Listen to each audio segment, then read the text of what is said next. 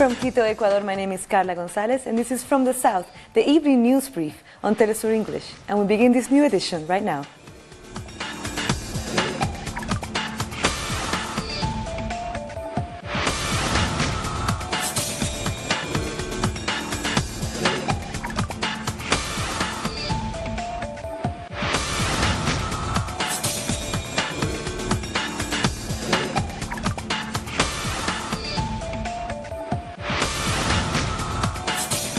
As Hondurans wait for definitive results from Sunday's general election, the electoral authorities have been under pressure from international observers and others to keep the public informed on the partial results as the count continues. In the last few hours, the TSE has begun to release some more numbers, which still give the opposition candidate Salvador Nasralla a clear lead.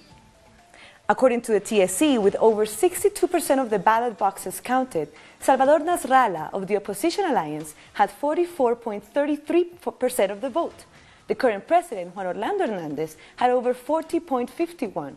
That's a difference of just under 4%, slightly smaller than in the early results.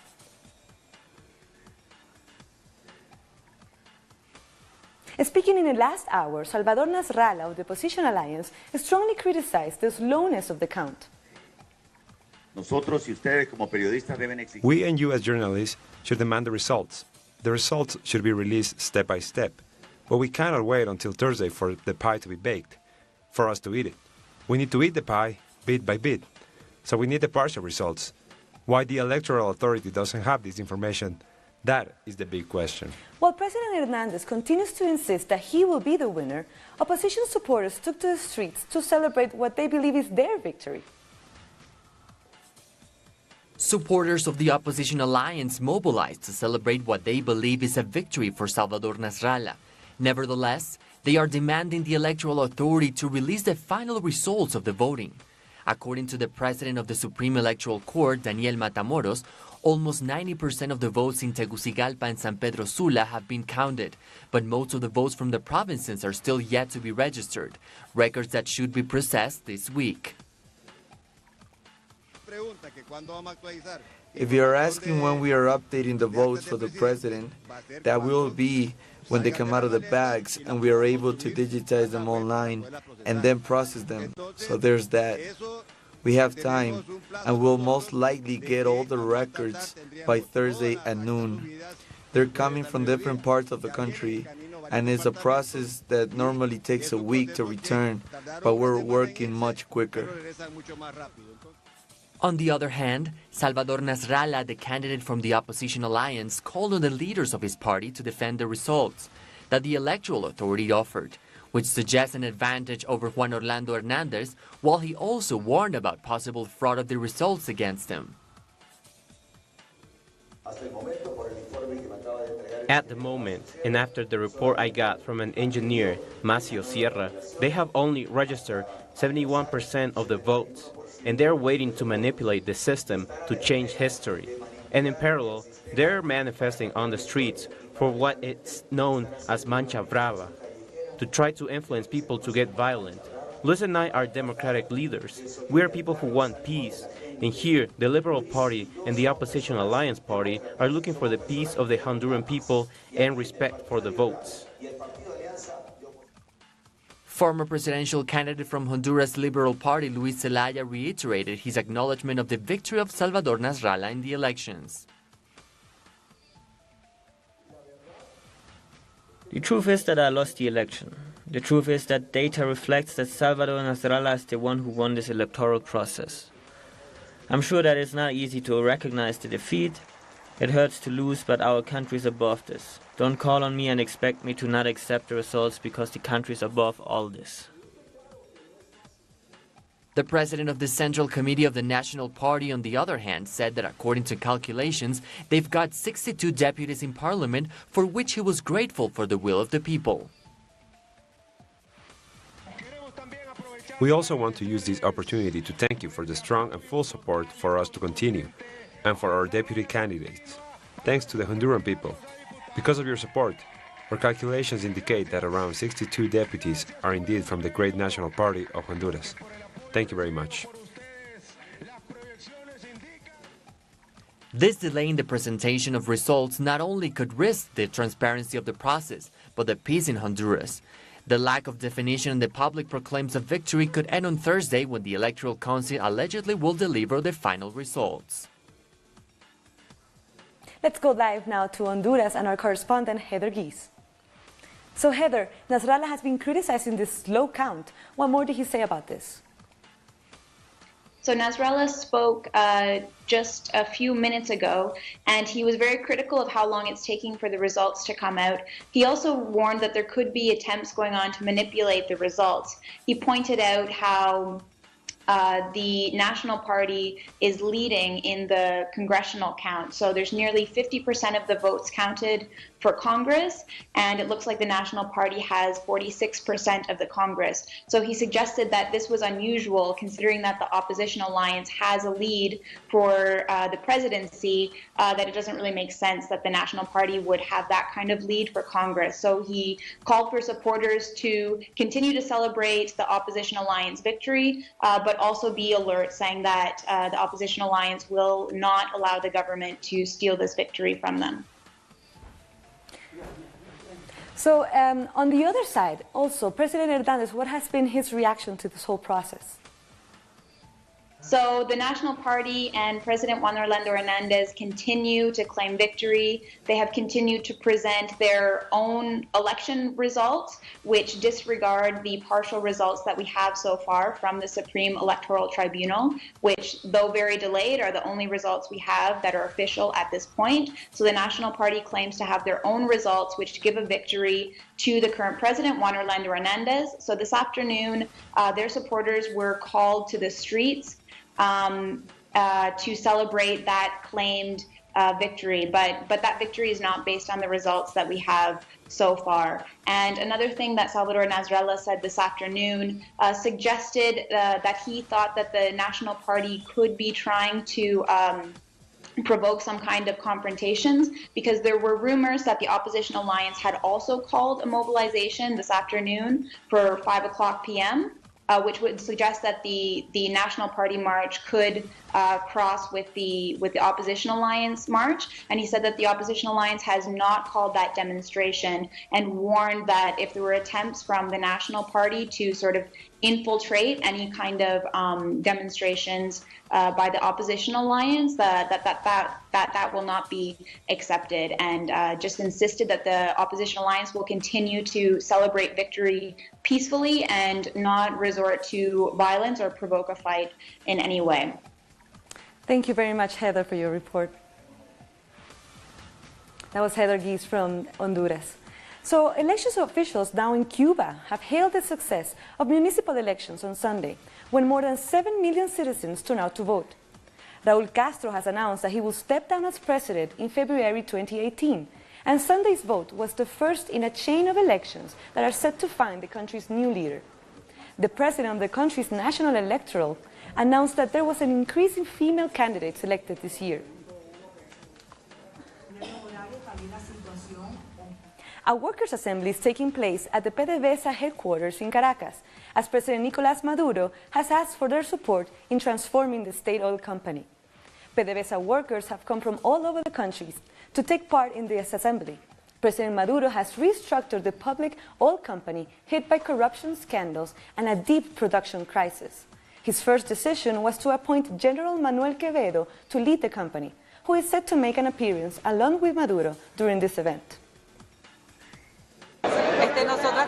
We hope that in this new administration, women are taken into account to improve the oil sector. We are hoping the workers are put in front of the process to really achieve a social, economic, and political transformation, as we are the main productive sector of the country.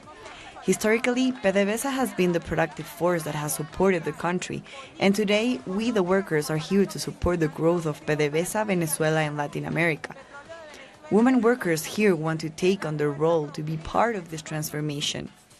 Our correspondent in Caracas, Frederick Gillingham, has more on this detail.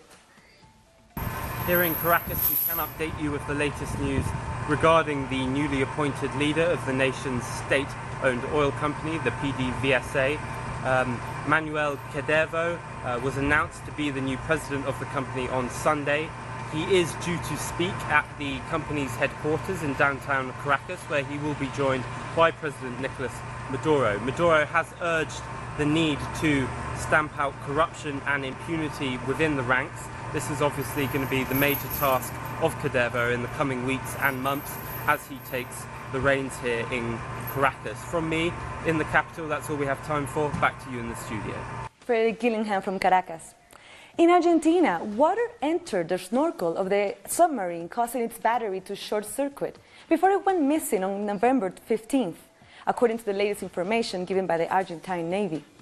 12 days after the San Juan submarine went silent, possibly following an explosion, a 14-nation search has failed to find the vessel at the bottom of the Atlantic Ocean.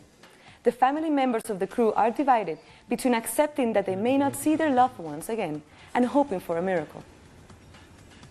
I decided on fasting because I think it's a sacrifice to God for him to bring us the 44 crew members, and I'm letting people know so that everybody can do it, because I think that united and with faith there could be a miracle. More news in a minute. Stay with us.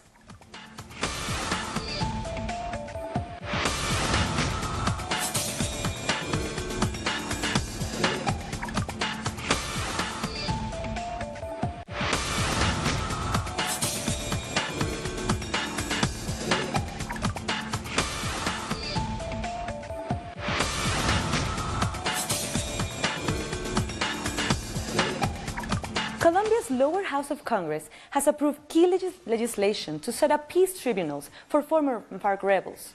The lower house passed the bill late on Monday, but it modified the text agreed earlier this month by the Senate, so it must now go for conciliation between two houses. Once there is an agreement on the alterations, the bill will go to President Juan Manuel Santos to be signed into law. The leader of the FARC, Rodrigo Londoño, a presidential candidate for next year's election, has said that any changes put to the implementation of the peace agreement at risk. This is the most important bill of the legislative agenda for peace. It is neither more nor less than we are going to count on from today or from Wednesday that this text be reconciled with the Senate, with a law that regulates constitutional reform, that creates a special jurisdiction for peace. This is very good news for the victims of the armed conflict in Colombia. With this law, what we are guaranteeing is that there will be a tribunal that will guarantee the rights of the victims of more than 50 years of conflict in Colombia. The extermination of social leaders and human rights defenders in Colombia continues, with a leader killed every 4 days. Mario Jacanamijoy was disappeared, tortured, and murdered. Álvaro Piranga, advisor of the indigenous organization UNIC, states that Mario's body was found last Saturday in a sidewalk of Buenos Aires, in the Belén municipality at Caqueta. He was a distinguished leader in his community and a defender of the Ingas people's rights. This murder is really painful for us because he fought for the rights of Caqueta's indigenous people and was one of the leaders who participated in the departmental agreement of Caqueta, which looked for the consolidation of these people's rights. Mario Castaño also fought against the silent extermination of social leaders. He was a victim of the armed conflict and the leader demanding the restitution of lands in the region of El Chocó. During the last days, he reported the presence of Gaitanists, self-defending paramilitary groups in Tumarado. Last Sunday, he was shot to death 7 times. There have been 137 murdered social leaders during this year. This is the result of the non-completion of the agreement, which treats very specific issues related to dissolve the parliamentarism in order to protect social leaders and communities around the country. There are no specialized autonomous attorneys for this matter, and the elite police department is not working to solve this. The 26 delegates from the International Via Campesina who visited the country during the last week also talked about a non-completion of the government in the Colombian peace agreement and were concerned about the difficult reality of social leaders. The lack of security is one of the main complaints from the communities. Human rights are violated a lot. There's a lot of violence in the country, a lot of persecution and community leaders, murders, and we want to clearly inform about these and seek verification and action by the state.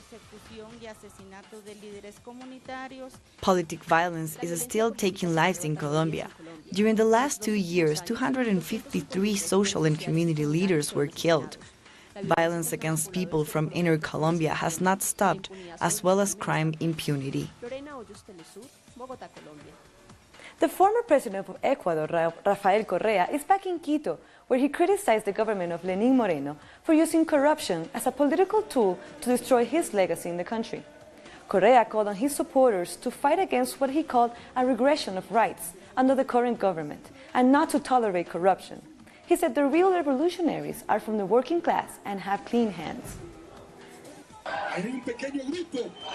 It's just a small group of people that is calling us corrupt.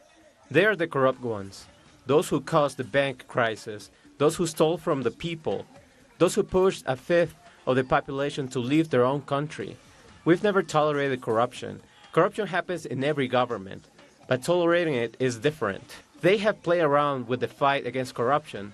They've played around with our high-regarded work. We need to keep to our convictions. Our hands are clean. País Alliance is a movement with members like you, of clean hands and working class, honest people. Those who robbed our country are elsewhere, but they are gaining power once again. Ecuadorian Vice President Jorge Glass has reiterated his innocence during the 5th day of his trial for alleged offenses related to the Brazilian company Odebrecht. Glass said that there are no emails or any other kind of evidence that link him to the Odebrecht case. Before the trial, the vice president rejected being labeled as the leader of the gang because he doesn't even know the people involved in this case. Demonstrators are demanding justice from the government of Panama after hundreds of people were poisoned with cough syrup produced and prescribed by the country's Social Security Service in 2006. The victims' family members have protested against the 5-year sentence of those involved and have also said that there are many still free. Health authorities distributed more than 200,000 bottles of cough syrup that killed around 800 patients and affected more than 1,300. Almost 250 of the victims were children. We're here to protest, making a call to all Panamanian people and from all over the world to keep an eye on what's going on over here. We're talking about social injustice because it's not possible that here people were poisoned. It's a crime against humanity and the Justice Court is considering it like a common case. It's possible that if a person steals cattle receives 8 years in prison, but for poisoning 10, 12, 15,000 people, they only get 5 years, and then this man gets away with it and can go back home, while the others spend 12 more months. It's a mockery of those who were affected, so we're demanding for justice in Panama and in all the international courts and organizations. We'll be there demanding justice. The governments of Bolivia and Iran have agreed to develop new gas and petrochemical exploration projects. The agreement was signed during the 4th Gas Exporting Countries Forum in Santa Cruz. Both nations will also work together in other areas like the production of methanol and cooperation in technical training, health, defense, and the fight against drug trafficking. 1 year after the plane crash that wiped out almost the entire Chapecoense football team, the Colombian town of La Unión is remembering the victims. The town has begun a series of tributes to honor the 71 victims of the plane tragedy in the city's mountains, in which Brazil's Chapecoense football club was all but destroyed a year ago to this day. We'll be back very soon. Stay with us.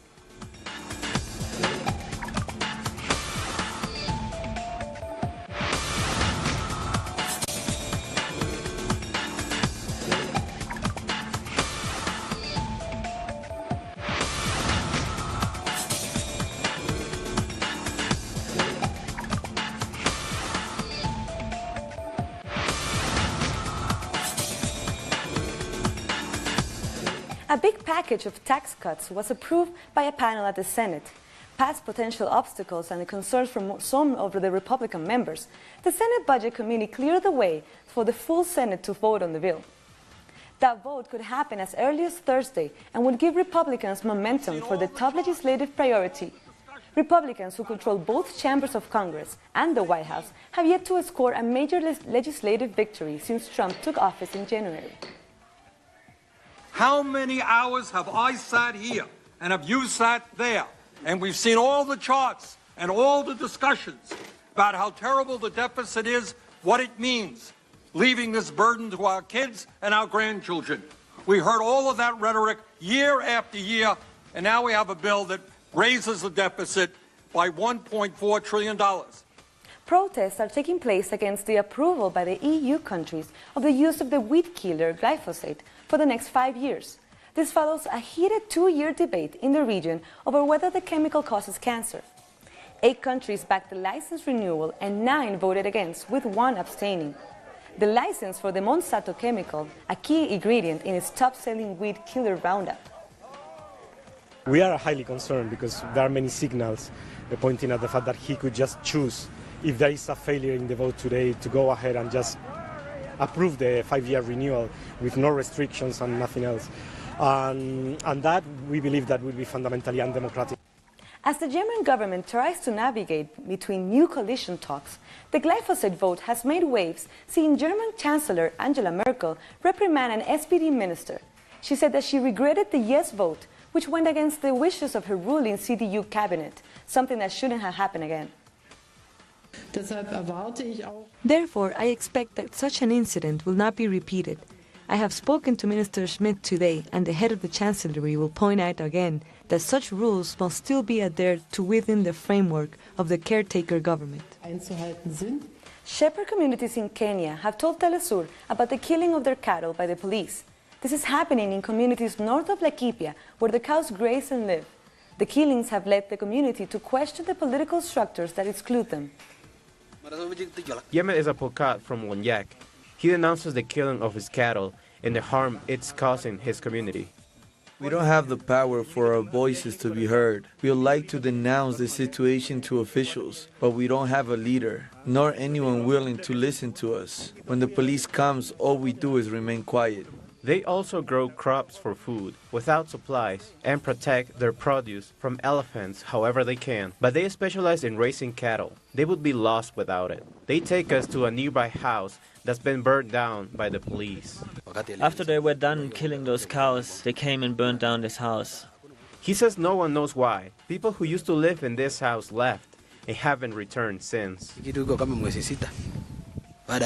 left in June, but we can't say anything, because they will start taking people and finish them in the farm. It's like a massacre. Areas around the private farms have been turned into sanctuaries for wild animals and farmers' cattle. The Pokat women complain about their living conditions. I have nothing to say. We live in sadness. We depend on the cattle. That is all we have. These women come here and use the small water well to wash clothes or to cook. 6 months ago, the government declared these places around the northern Laikipia farms as dangerous, which has been used as an excuse to justify interventions. When the police arrives, the women are the first victims because they can escape. The police justifies the operation, saying it protects farm property and it fights illegal invasions. However, they don't protect Pokat families, farms, nor their right to raise cattle so their children can go to school. Now here are some of the other stories that are making headlines around the world. Uhuru Kenyatta has been sworn in for his second term as the president of Kenya. After his inauguration in the capital, Nairobi, Kenyatta vowed to overcome the country's divisions. The ceremony was boycotted by the opposition, whose supporters were met with tear gas and water cannons by police. The president of France, Emmanuel Macron, is on a 3-day trip to West Africa, aimed at boosting cooperation in education, the digital economy and migration. However, Macron's trip has had a hostile start. On Monday, there was a grenade attack on French troops that injured 3 civilians, and a vehicle of his convoy in Burkina Faso was stoned. Also, police and demonstrators clashed during a youth protest against Macron's visit. Pope Francis avoided a diplomatic backlash by not using the highly charged term Rohingya in his address to officials in Myanmar's capital. The Pope urged the leaders of the majority Buddhist country to commit themselves to justice and human rights. The future of Myanmar must be peace, a peace based on respect for the dignity and rights of each member of society. respect for each ethnic group and its identity. The country's de facto leader Aung San Suu Kyi spoke of her country's challenges without referencing the Rohingya crisis. As we address long-standing issues, social, economic and political, that have eroded trust and understanding, harmony and cooperation between different communities in Rakhine, the support of our people and of good friends who only wish to see us succeed in our endeavours has been invaluable. Ireland's scandal-hit Deputy Prime Minister Frances Fitzgerald has resigned. Her resignation has averted a government collapse and potential snap election that had threatened to complicate Brexit talks next month between Britain and the European Union. Opposition parties had demanded Fitzgerald step down after the release of new documents about her disputed handling of a police whistleblower who alleged corruption in the force. The cheetah is one of the fastest and one of the most endangered species in the world due to climate change. In a move to raise awareness, an environmentally friendly Formula E racing company put on a race between one of their cars and a tame cheetah in South Africa. The African predator is endangered due to a loss of habitat, reduced prey, and a direct persecution. Despite a strong start in the race, the cheetah's speed of 70 miles per hour wasn't quite enough to beat the French driver and the winner of July's Montreal E-Prix.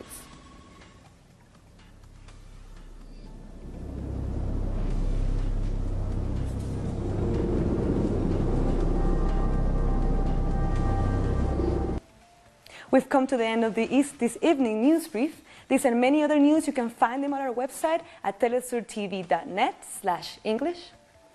And join us also on social media, Facebook, Twitter and Instagram. For Telesur English, I'm Carla Gonzalez. Thank you for watching.